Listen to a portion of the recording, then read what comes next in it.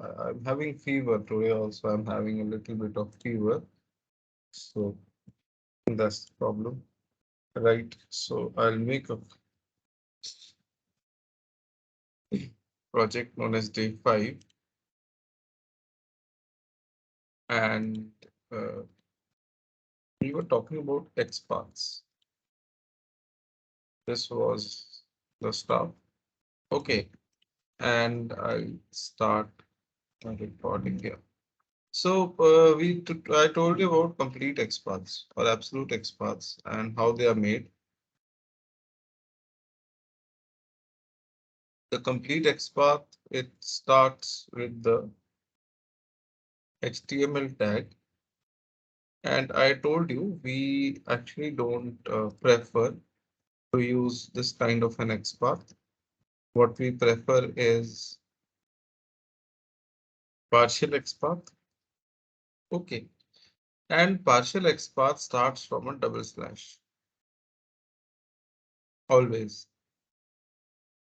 Okay. For example, double slash star. Star basically means anything. So this means all the elements on the web page. Okay, so hold on.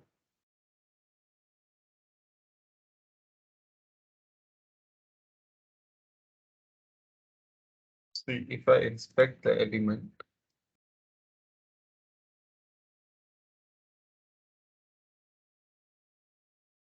And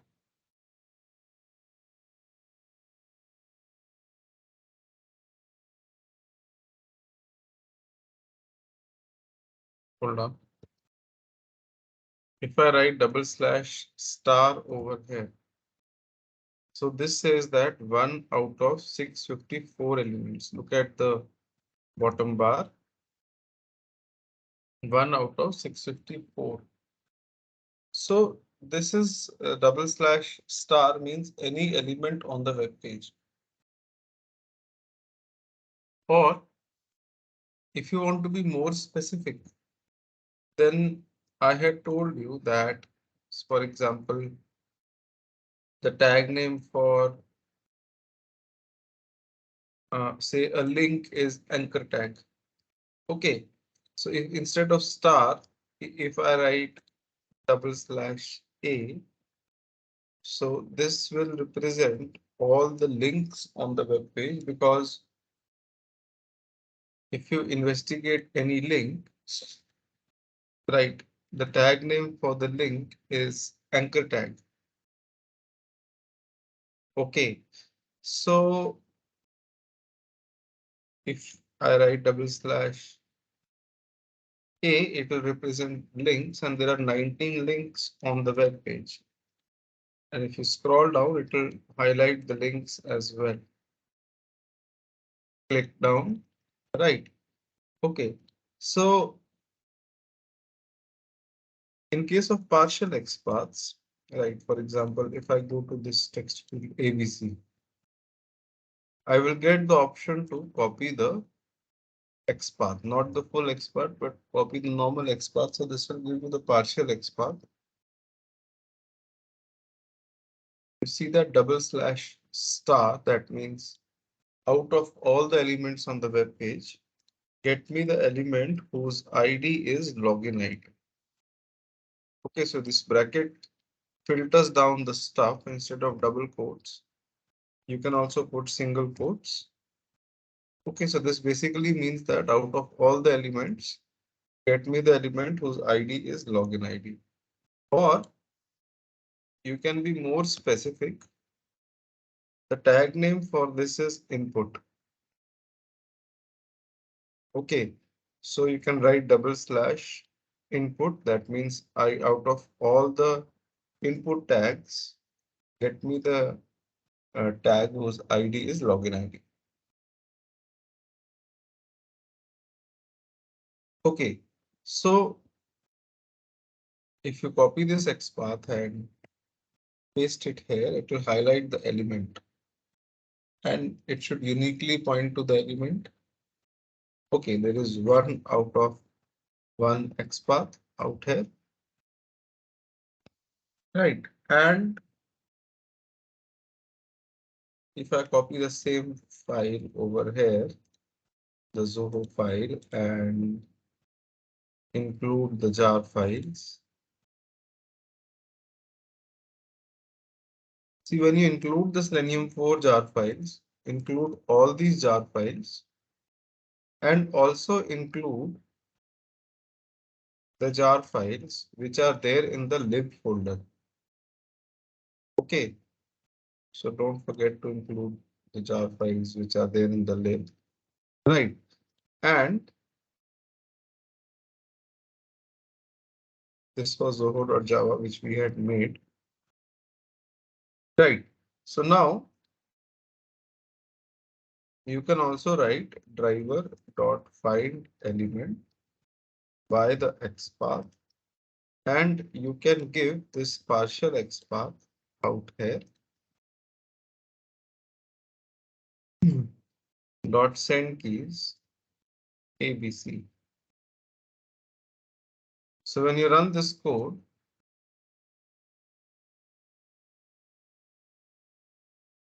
see it types ABC.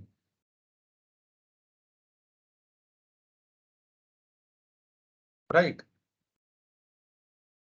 Okay. Now, once this is done, if you go back to the browser which I had opened, suppose there is this text, easy recovery modes. If I take this text and copy the XPath, and if I look at it out here, it is something like this. Right. So basically, if I paste this XPath here, the element will be highlighted. So this is a division. So this division has got no ID. So this thing jumps to one division above it and checks whether it has got any ID. It's not got any ID, then it goes to this division which has an ID. So it starts building the XPath from this division. That is division with the ID banner 2. Under that there is another division, and under that there is another division. So it starts the partial XPath from the nearest possible element which has an ID. Okay, right. So if you have to extract the text from the web page, all right, you can, before typing in, you can simply write driver.find element by the XPath, right? Instead of double quotes, you should give single quotes. Dot get text command returns the text of the static text, basically the static text on the web page.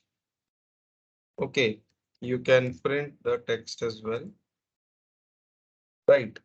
And if you run this,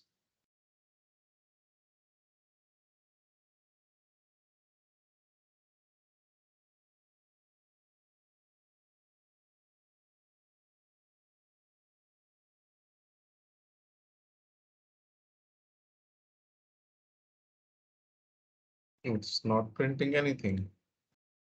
Actually, this text over here is something which goes and comes back. Okay, it's rotating.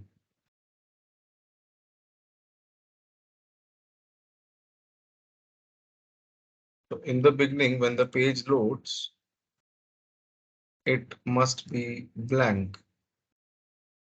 Okay, because you see that when the page loads, it's blank because that area is empty for a fraction of a second. So that's why it is not bringing anything. So you can introduce a delay using thread.sleep or something and get the text then. Okay, so let me try. If you put say thread.sleep for 5 seconds or pause for 5 seconds.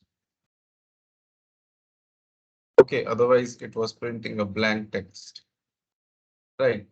So if you run this now,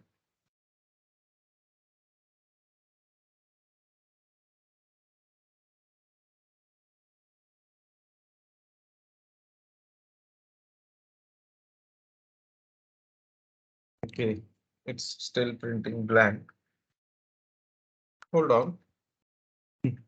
I also took a random example and I was not knowing that I'll be facing this issue. So this is the one.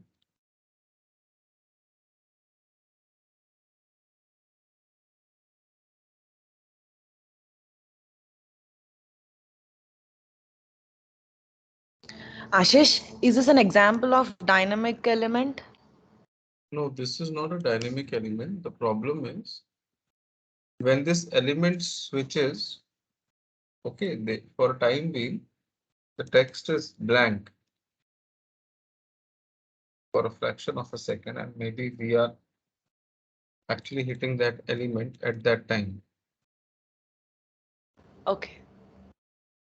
Okay, so hold on. If we do it like this,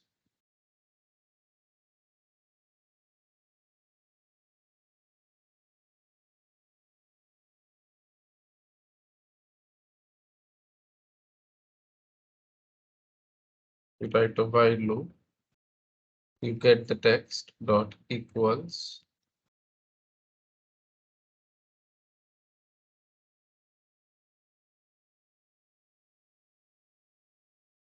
Hold on.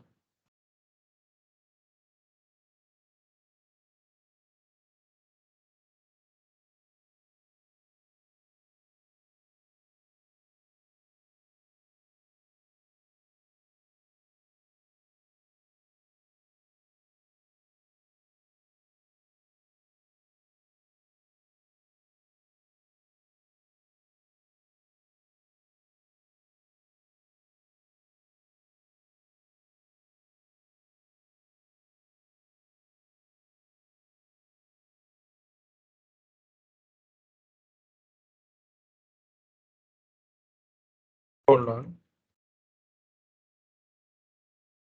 I hope you are able to understand the logic.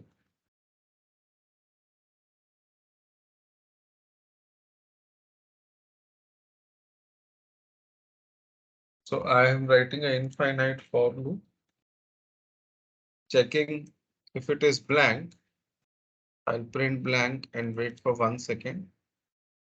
If it is not blank, I'll extract the text and print it. Okay, so let's do it this way. So it's printing blank, blank, blank, blank.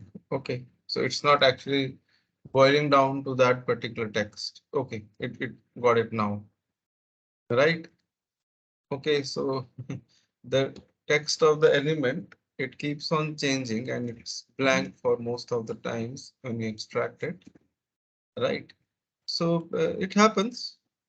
Okay, it happens because when the page loads initially, the text section over here is blank. Okay, right. So you can do it this way. Dynamic element is something which is very different. Okay, now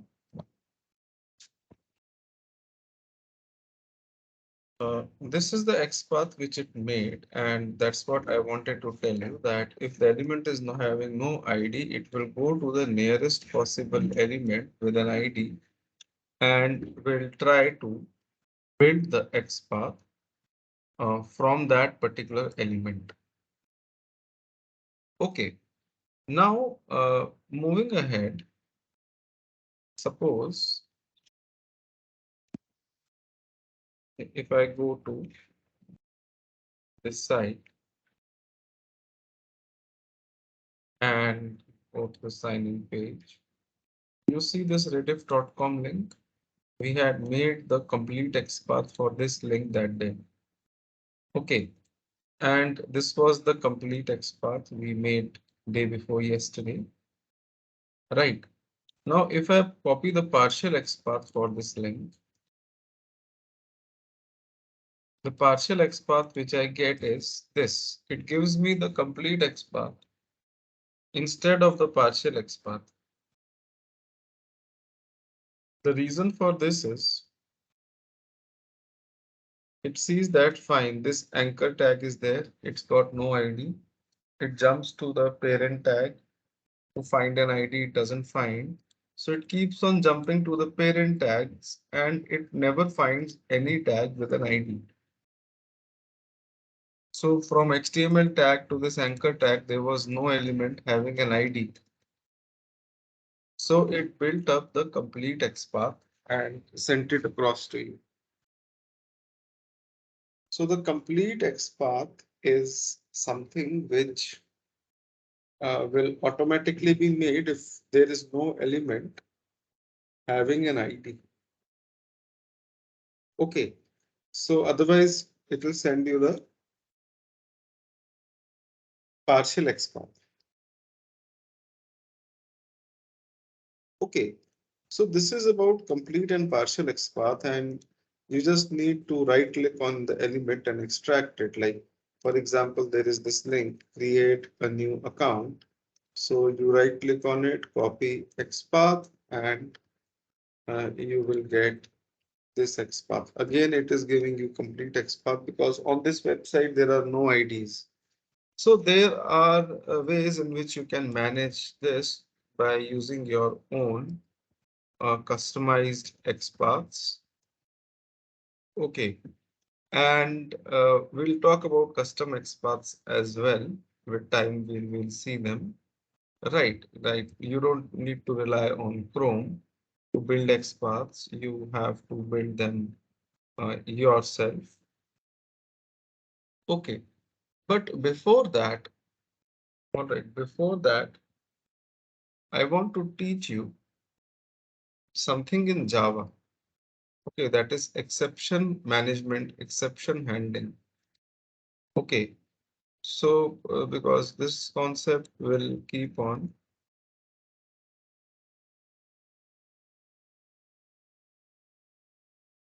bothering you for a long time if you don't understand it. Okay, the concept of exception handling in Java.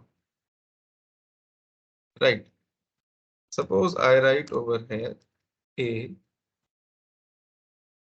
and then I write int I equals to 100 divided by 5 and I write over here B. Okay, so when you run this code,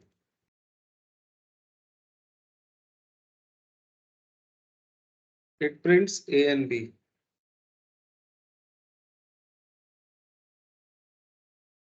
Right. Okay. And suppose if I write 100 divided by 0.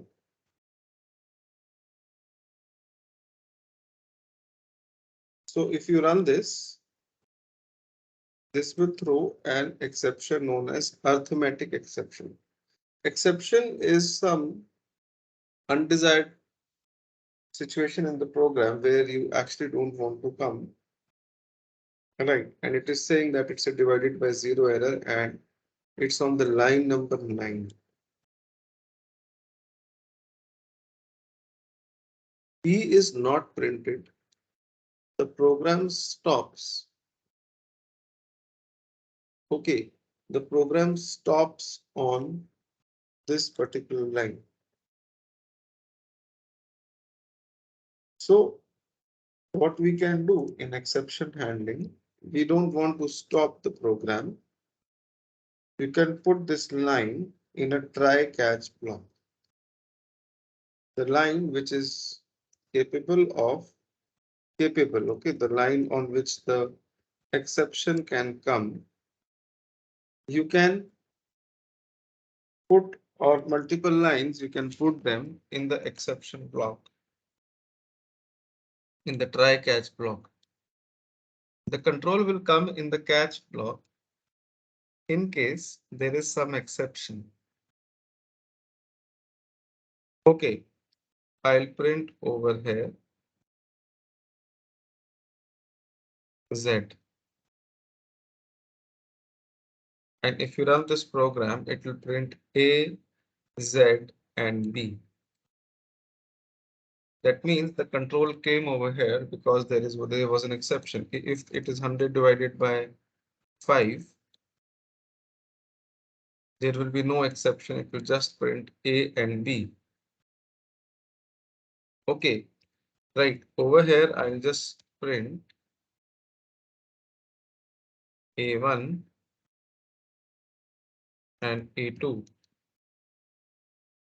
Okay, so see, it's printing A, A1, A2, and B. So that means it is actually executing all the command. It's not going in the catch block. However, if it is 100 divided by 0, and if I run this program, it prints A, A1, and then it goes in the block, catch block Z. It is not printing A2 because the line on which exception comes up, after that, it straight away goes in the catch block. You can execute the program line by line. You can debug your programs. It's really helpful debugging, and especially as beginners, when you will be writing your code, you can debug your programs in Eclipse.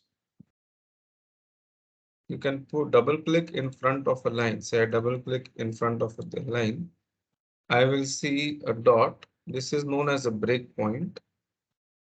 And you run the program in the debug mode. This is the debug icon. You run this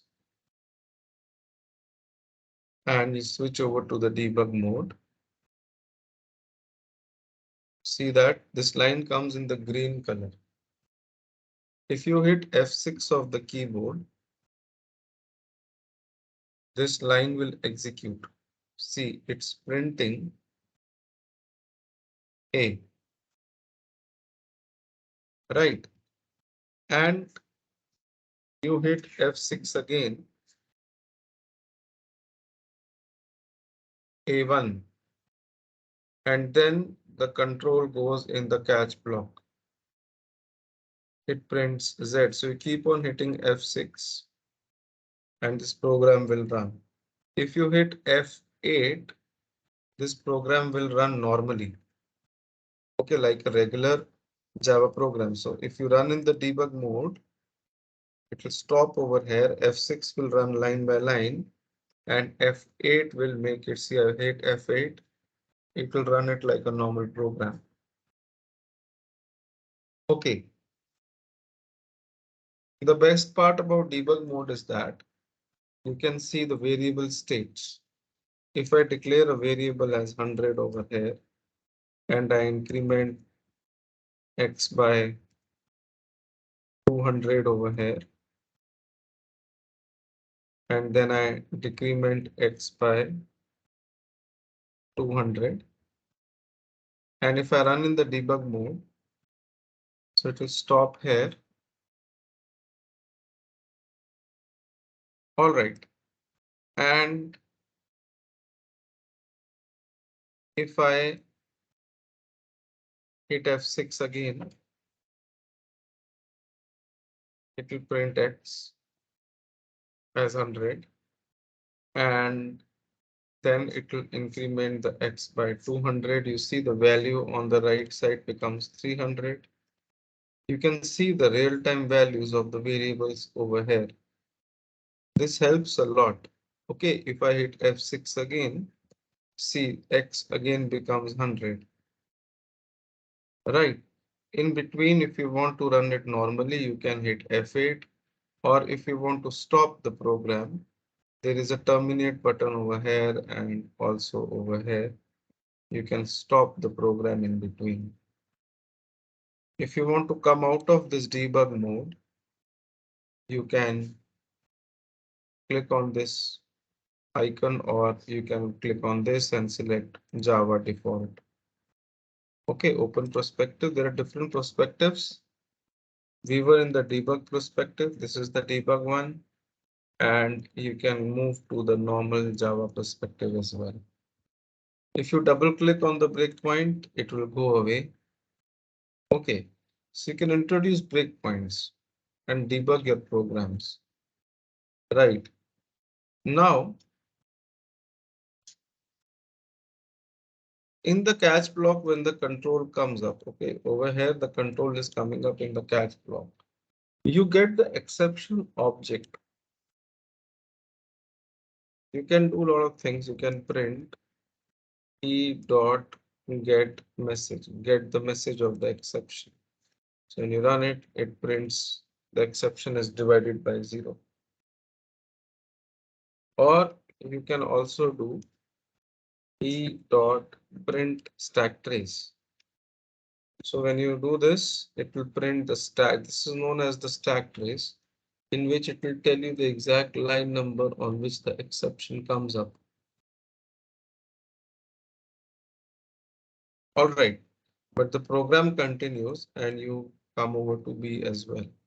So in Selenium also, there are different types of exceptions. Like you have no such element exception,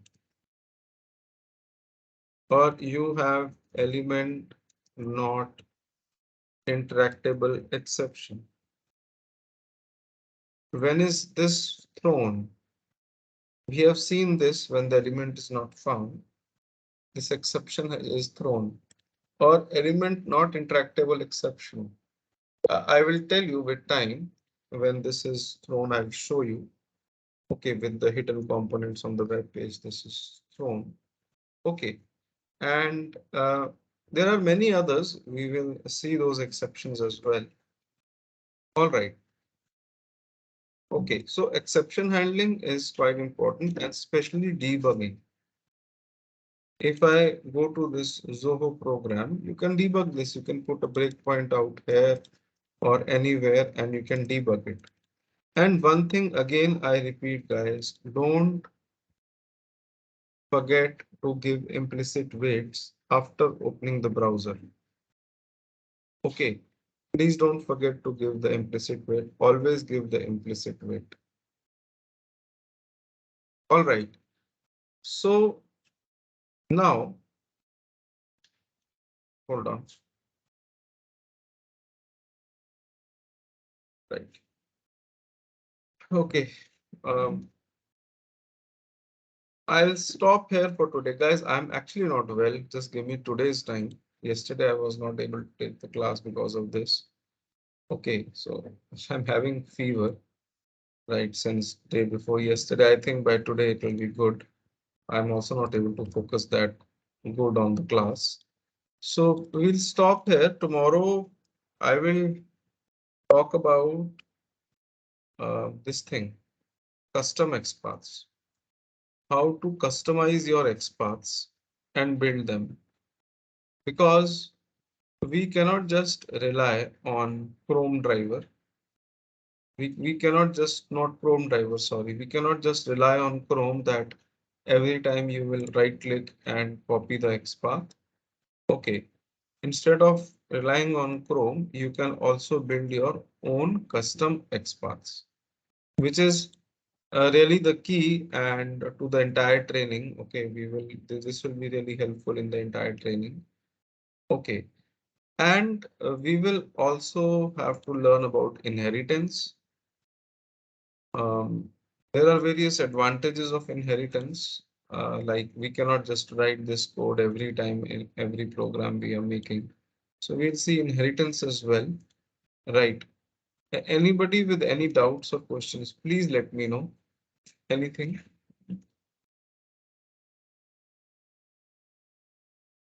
Anything from anyone? No, Right. Okay.